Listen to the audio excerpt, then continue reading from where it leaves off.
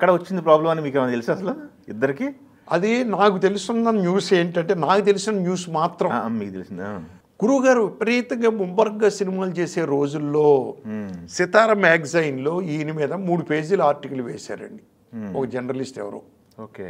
వేస్తే వాళ్ళు explanation call for చేశారటండి Ramoji Rao గారు వాళ్ళను.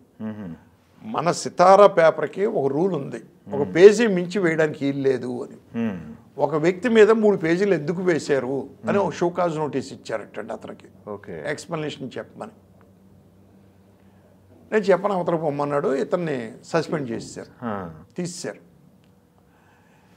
ఇది గురువుగారికి ఎలా పోస్ట్ చేశారు మ్యాటర్ వచ్చి యాస్టీజు దాసనారాయణ గారి మీద ఆర్టికల్ వేసినందుకు గాను ఆయన మీద నువ్వు ఆర్టికల్ వేస్తావా మాతో చెప్పకుండాను అని ఇది క్రియేట్ చేసి చెప్పారు ఆయనకండి. సంస్థ నుంచి ఉద్యోగం తీసేశారు, దాని నుంచి సంస్థ నుంచి ఉద్యోగం తీశారని చెప్పారండి.